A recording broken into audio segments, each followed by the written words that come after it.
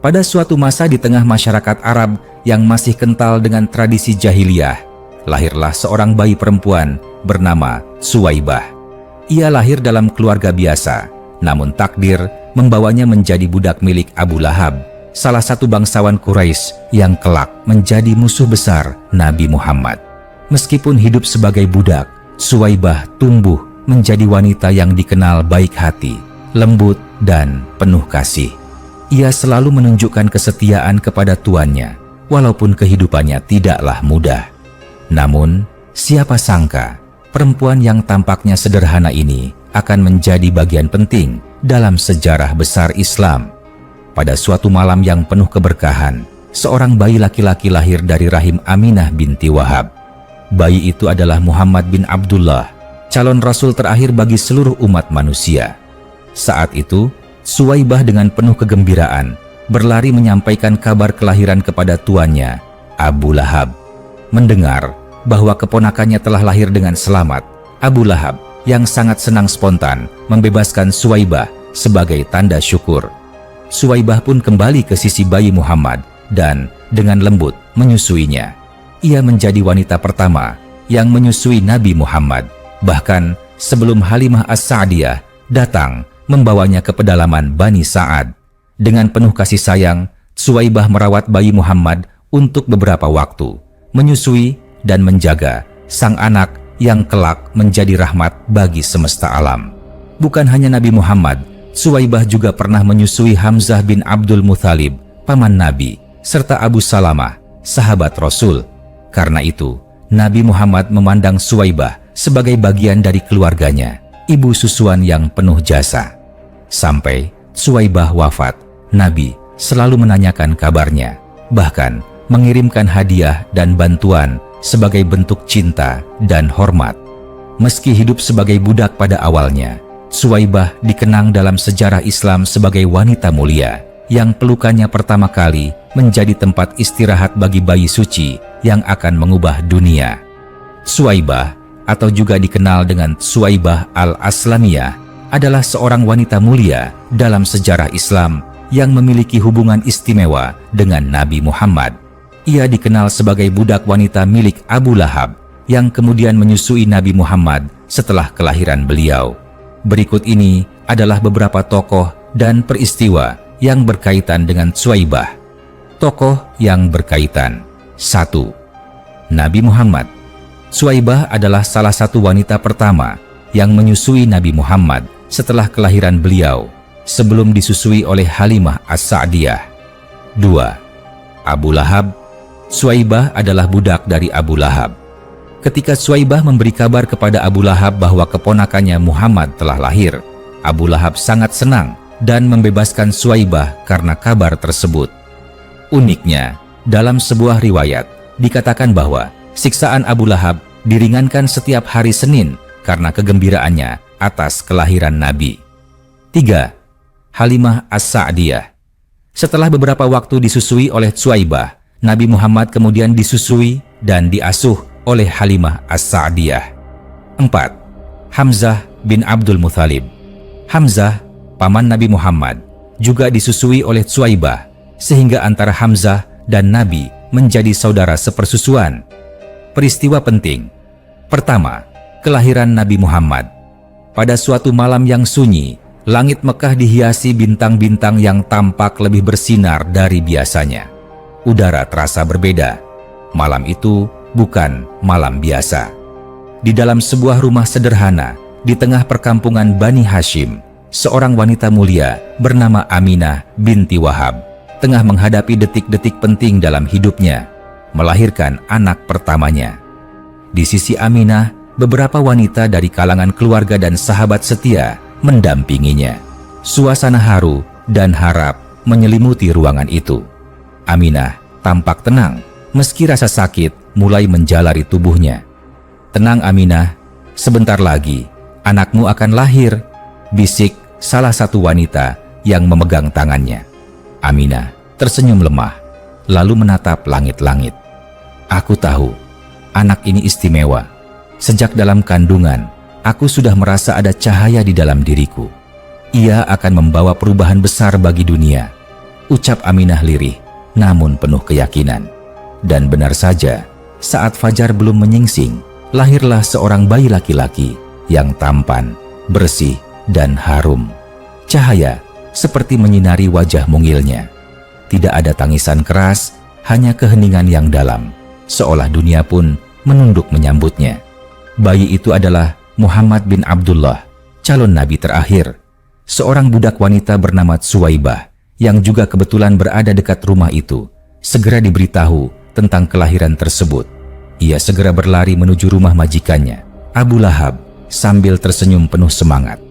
"Tuanku, tuanku Abu Lahab," serunya sambil terengah-engah. "Ada apa, Suwaibah? Mengapa kau tampak begitu gembira?" tanya Abu Lahab yang sedang duduk di depan rumahnya. "Keponakanmu telah lahir, putra Abdullah dan Aminah, bayi laki-laki yang tampan dan sehat," jawab Suwaibah sambil tersenyum lebar.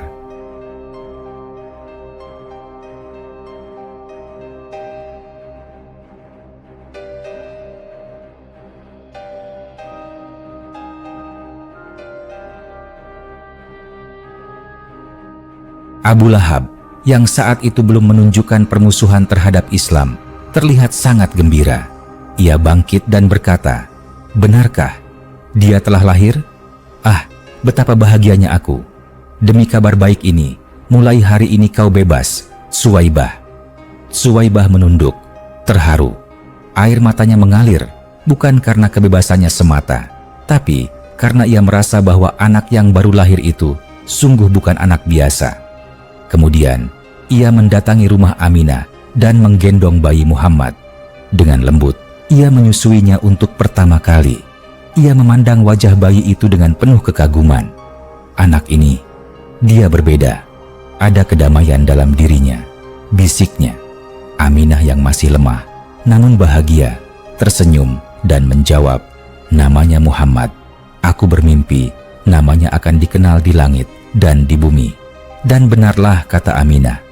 Bertahun-tahun kemudian, nama Muhammad menggema di seluruh penjuru dunia, membawa pesan kasih sayang, keadilan, dan cahaya Islam bagi umat manusia. Kedua, pembebasan Suwaibah oleh Abu Lahab. Di tengah teriknya mentari yang menggantung di atas kota Mekah, kesibukan pasar Quraisy belum juga reda. Para pedagang berseru menawarkan dagangannya. Unta-unta berlalu lalang membawa beban, dan suara riuh pembeli bercampur dengan debu jalanan yang menari tertiup angin gurun. Namun, di sebuah rumah bangsawan Quraisy bernama Abu Lahab, suasana jauh berbeda. Ia tengah duduk di serambi rumah, dikelilingi pelayan dan budaknya, salah satunya seorang wanita setia bernama Suwaibah. Wajah Abu Lahab tampak dingin seperti biasanya, tetapi hari itu takdir mempertemukannya dengan momen langka yang akan mengubah hidup salah satu budaknya. Tiba-tiba, dari kejauhan, Suwaibah berlari tergesa-gesa menuju Abu Lahab. Nafasnya memburu, tapi matanya berbinar penuh kegembiraan. Ia membawa kabar yang tak bisa ditunda. "Tuanku, tuanku Abu Lahab," serunya setiba di hadapan majikannya. Abu Lahab menoleh dengan alis terangkat. "Apa yang terjadi? Mengapa kau berlarian seperti dikejar angin?" Suwaibah menunduk hormat, lalu berkata, "Tuan, saudara kandungmu, Abdullah, istrinya Aminah, telah melahirkan seorang anak laki-laki. Bayi itu sehat dan tampan. Dia telah lahir, tuanku." Abu Lahab terdiam sejenak, matanya terbuka lebar. "Apa katamu? Aminah melahirkan putra dari Abdullah?" "Benar, tuanku," jawab Suwaibah sambil tersenyum. Wajah Abu Lahab tiba-tiba berubah. Ia bangkit dari duduknya dan berjalan mondar-mandir sejenak, seolah mencoba mencerna kabar itu. Lalu, dalam ledakan rasa senang yang jarang muncul dari dirinya, ia berhenti dan menatap Suwaibah. "Demi kegembiraanku hari ini, demi kabar bahagia ini," katanya sambil mengangkat tangan, "engkau bebas, Suwaibah. Mulai hari ini, aku bebaskan engkau dari perbudakan." Suwaibah terperangah. Bibirnya bergetar, air mata jatuh membasahi pipi. "Tuan, apakah benar aku bebas?" Abu Lahab mengangguk. "Ya, kau telah membawa kabar yang paling menggembirakan dalam hidupku. Kau pantas mendapatkan kebebasanmu." Dengan tangan gemetar, Suwaibah menyentuh dadanya. "Segala puji bagi Allah Subhanahu wa ta'ala. Terima kasih, Tuanku. Terima kasih." Beberapa waktu kemudian, Suwaibah datang menjenguk Aminah dan bayi mungil yang baru lahir itu. Ia menggendong bayi Muhammad, menyusuinya dengan kasih, dan sejak saat itu, ia menjadi ibu susuan pertama bagi anak yang kelak akan membawa cahaya ke seluruh dunia. Tak ada yang tahu bahwa kebebasan Suwaibah adalah awal dari keterlibatannya dalam sejarah besar Islam. Bahkan Abu Lahab yang kelak menjadi penentang dakwah Muhammad konon diringankan siksaannya di neraka setiap hari Senin karena rasa bahagianya saat itu hari kelahiran Nabi. Begitulah takdir bekerja. Dari kabar kelahiran seorang bayi, lahirlah kisah kebebasan dan kemuliaan. Ketiga, peran Suwaibah sebagai ibu susuan. Matahari baru saja menyentuh cakrawala, menebar cahaya keemasan di atas padang pasir Mekah. Suasana masih hening, namun di sebuah rumah sederhana milik keluarga Bani Hashim, terdengar tangis bayi yang lembut, tangis seorang anak yang baru saja datang ke dunia dengan membawa rahasia besar dari langit. Dialah Muhammad bin Abdullah, bayi yatim yang lahir tanpa kehadiran sang ayah dan kini tengah digendong oleh ibunya, Aminah binti Wahab. Sementara itu, Suwaibah, budak wanita yang baru saja dimerdekakan oleh Abu Lahab karena membawa kabar kelahiran Muhammad, datang menghampiri rumah Aminah. Wajahnya bersinar dengan kehangatan dan kebahagiaan yang sulit dijelaskan. "Assalamualaikum, wahai Aminah," sapa Suwaibah lembut sembari menundukkan kepala dengan hormat. Aminah menoleh dan tersenyum lemah. "Waalaikumsalam, Suwaibah. Masuklah. Lihatlah, inilah anakku." Suwaibah melangkah pelan, seakan tak ingin mengganggu ketenangan di ruangan itu. Matanya langsung tertuju pada bayi mungil yang dibedong rapi di pelukan Aminah. "Subhanallah, betapa indah wajahnya," bisik Suwaibah nyaris tanpa suara. "Bolehkah aku menyusuinya?"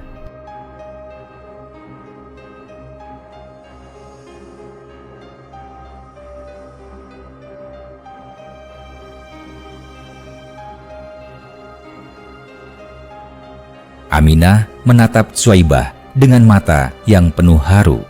Ia tahu wanita ini telah membawakan kabar kelahiran anaknya dan bahkan dibebaskan karena berita itu. Ia tahu Suwaibah adalah wanita baik hati dan sesuatu di hatinya membisikkan bahwa ini adalah takdir. "Silakan, Suwaibah." Dengan senang hati, jawab Aminah. Dengan lembut, Suwaibah menggendong bayi Muhammad. Ia meletakkan anak itu di pelukannya dan mulai menyusui. Saat itu juga, suasana seolah berubah. Udara menjadi lebih hangat, tenang, dan penuh kedamaian. Wajah bayi Muhammad pun terlihat damai dalam dekapan ibu susuannya. Setelah beberapa saat, Suwaibah menatap Aminah dan berkata, "Anak ini rasanya berbeda. Ada ketenangan dalam pelukannya, seperti menyusui cahaya." Aminah tersenyum. "Aku juga merasakannya. Sejak ia dalam kandunganku, aku bermimpi cahaya keluar dariku dan menerangi dunia." Sejak hari itu, Suwaibah menjadi ibu susuan pertama bagi Nabi Muhammad. Ia tak hanya menyusuinya, tetapi juga merawatnya penuh kasih dan perhatian. Selain Nabi Muhammad, Suwaibah juga pernah menyusui Hamzah bin Abdul Muthalib, paman Nabi, dan Abu Salamah, seorang sahabat Nabi. Maka, antara mereka pun terjalin hubungan persaudaraan sepersusuan. Meski hanya sebentar menyusui Muhammad sebelum ia diasuh oleh Halimah As-Sa'diyah, Suwaibah dikenang sebagai wanita yang pertama kali memberikan susu kepada Nabi setelah ibunya. Ia tidak hanya memberi air susu, tapi juga cinta dan kelembutan di hari-hari pertama kehidupan seorang Rasul. Bertahun-tahun kemudian, bahkan setelah kenabian datang, Rasulullah selalu menanyakan kabar Suwaibah dan mengirimkan hadiah serta bantuan untuknya selama ia masih hidup. Setelah mendengar kabar wafatnya Suwaibah, Nabi pun sangat bersedih. Begitulah peran Suwaibah, wanita sederhana yang diangkat derajatnya karena kasih sayangnya kepada seorang bayi yang kelak membawa rahmat bagi seluruh alam. Keempat, wafatnya Suwaibah. Waktu terus berjalan, tahun-tahun berlalu membawa banyak perubahan. Kota Mekah yang dulu tenang kini menjadi pusat pergerakan besar. Rasulullah Muhammad telah menyampaikan risalah kenabian, menyatukan umat dalam Islam.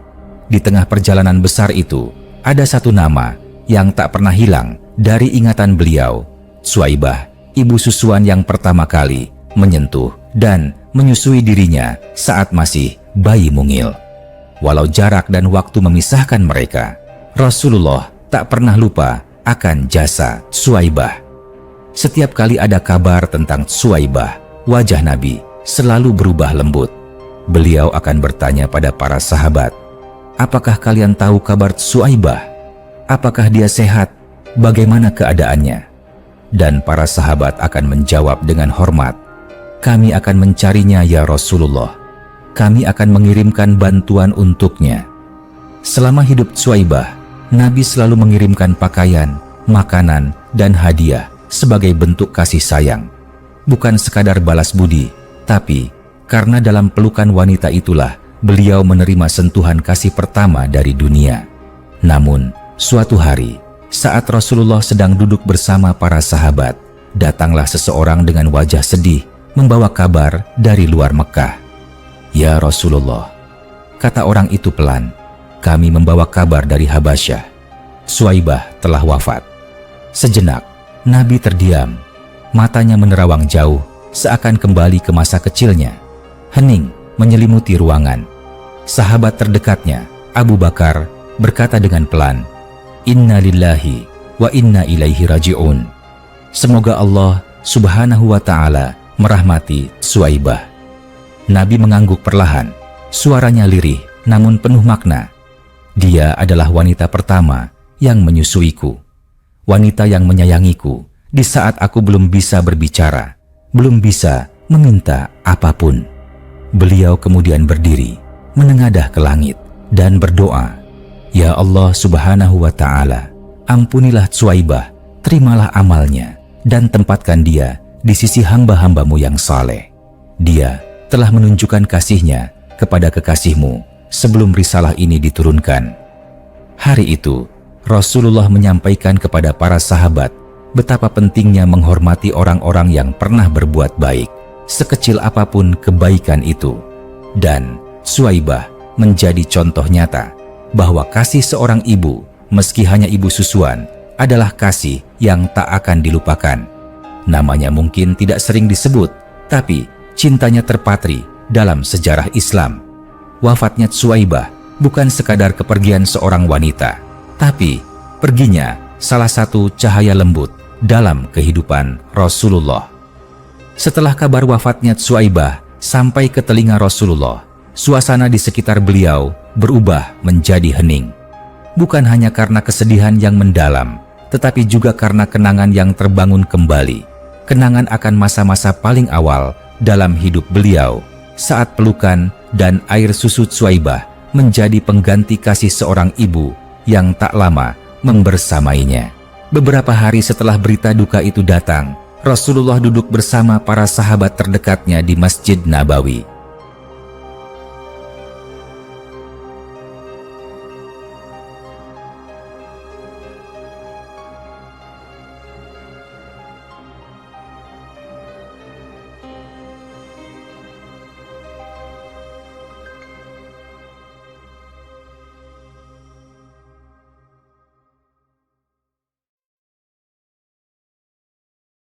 Wajah beliau masih terlihat murung, sorot matanya sendu, namun tetap memancarkan keteguhan. Tiba-tiba beliau memandang ke arah Zaid bin Haritsah yang sedang menulis sesuatu. "Zaid, apakah kita telah memastikan keluarganya mengetahui wafatnya Suwaibah?" tanya Rasulullah pelan. Zaid mengangguk. "Sudah, ya Rasulullah. Kami telah mengutus seseorang untuk menyampaikan doa dan salam penghormatan dari engkau kepada kerabatnya yang masih hidup di Habasyah." Nabi mengangguk pelan. "Baik, Dia bukan sekadar ibu susuan bagiku. Dia adalah bagian dari hidupku, dari masa kecilku. Abu Bakar yang duduk tak jauh dari beliau, ikut berbicara. Ya Rasulullah, aku masih ingat betapa engkau selalu menanyakan kabarnya, bahkan mengirimkan hadiah setiap kali mendengar dia masih hidup.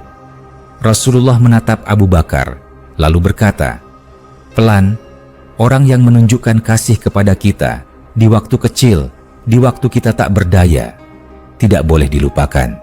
Suwaibah bukan hanya menyusuiku, tapi dia menyayangiku.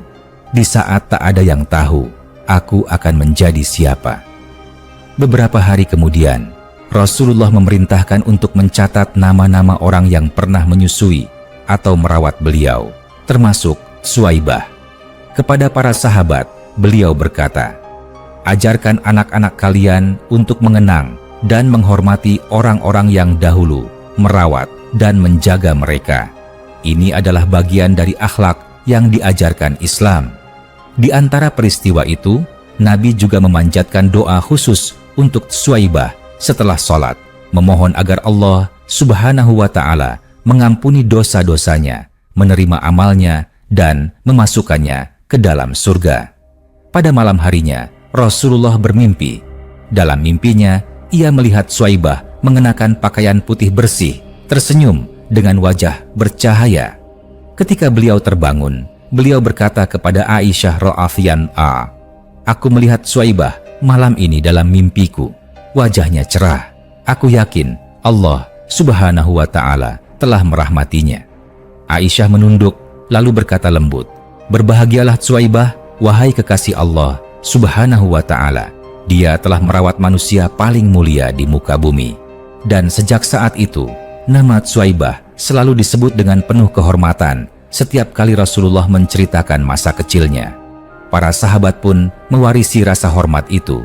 Bahkan setelah wafatnya Nabi, Suwaibah tetap dikenang sebagai wanita yang menjadi bagian dari cahaya kenabian, bukan karena kemasyhurannya, tapi karena kasih tulusnya.